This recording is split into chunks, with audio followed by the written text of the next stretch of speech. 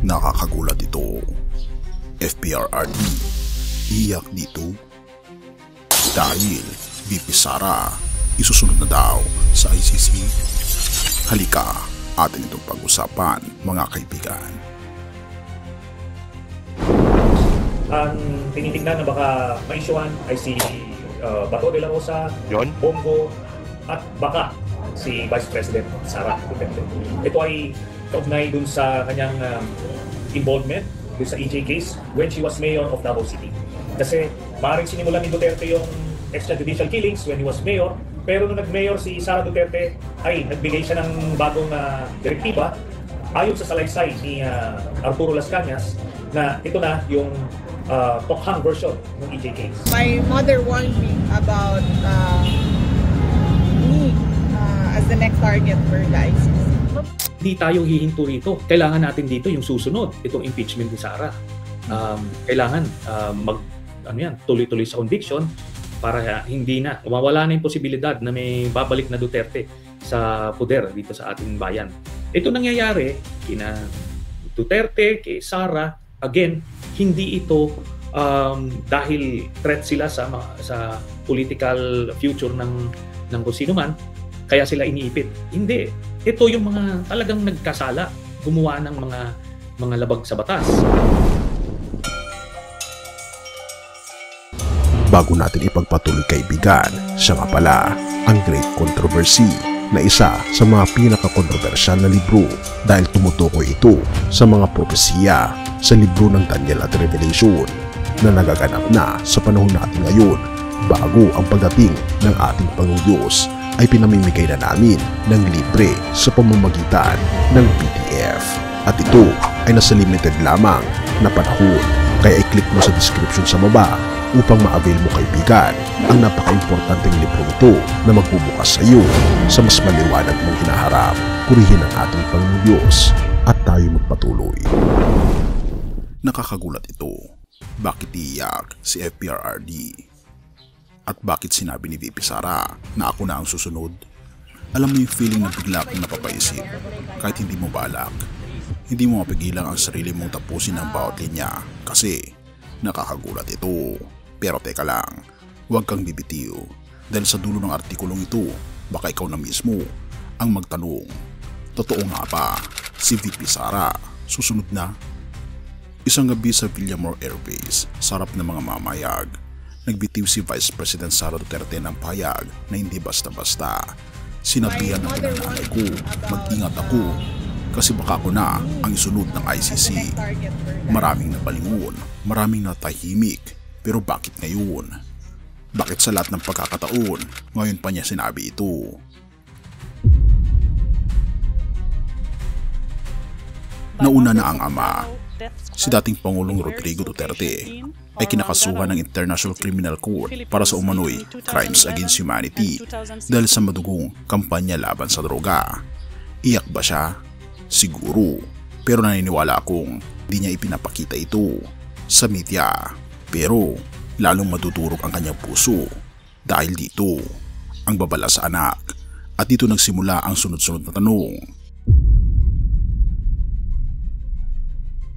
Noong nakaraang taon, si dating Senador Antonio Trillanes ay nagsiwala. May mga testigo raw na nagsabing kasama si VP Sara sa mga tukhang operations mula 2016 hanggang 2022 habang siya ay alkalde ng Davao City. Hindi ito chismis lang, kundi isang bahagi ng iniimbestigahan ng ICC. Hindi lang basta binanggit, may sinumpaang salaysay. May pangalan at isa ang pangalan ni VP Sara sa lumulutang. Baka ang akala ng iba, tapos na ang bangungot sa pagkakaalis ng bansa sa Rome Statute noong 2019. Pero hindi. Saklaw pa rin ng investigasyon ang mga pangyayari mula 2011 hanggang 2019 sa panahon kung saan si Duterte ang Vice Mayor habang si Sara naman ay Mayor ng Davao. Isang perfect match sa mata ng ICC. Pero teka lang, kung totoo ngang kasama si VP Sara sa listahan, bakit ngayon lang siya naglabas ng saloobin? At higit sa lahat, ano ang ibig sabihin nito para sa kinabukasan ng bansa? Maraming anggulo, pero may isang bagay na malinaw. Hindi ito basta blind item lang.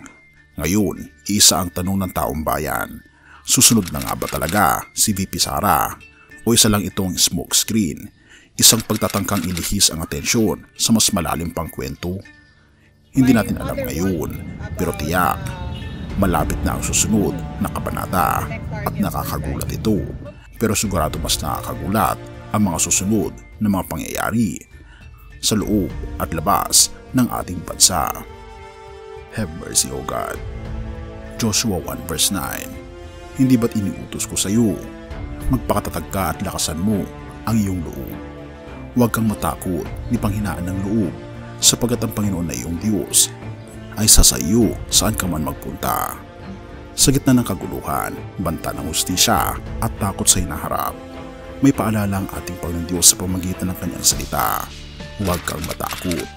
Ang kasaysayan ng Israel, kaibigan, sa aklat ni Josue ay hindi tungkol sa isang perpektong leader, kundi sa isang tapat na Diyos na kasama ng kanyang bayan sa laban.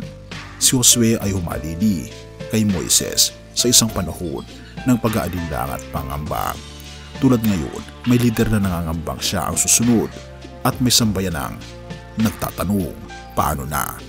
Ngunit ang sagot ay hindi politika, kundi ang presensya ng ating Panginoon Jesucristo. Ang ating Panginoong Jesus na siyang katuparan ng pangakong, kasama mo ako, at hindi lamang sumama kay Moses, kundi siya mismo ang ating tagapagligtas, ang ating tagapamagitan at ang ating tunay na hukom. Ang katarungan ng tao ay maaaring maantala o may baling, pero ang katarungan ng ating Panginoon Diyos, kaibigan, ay tiyak at makatarungan. At sa Kanya, walang sinumang makapagtatago.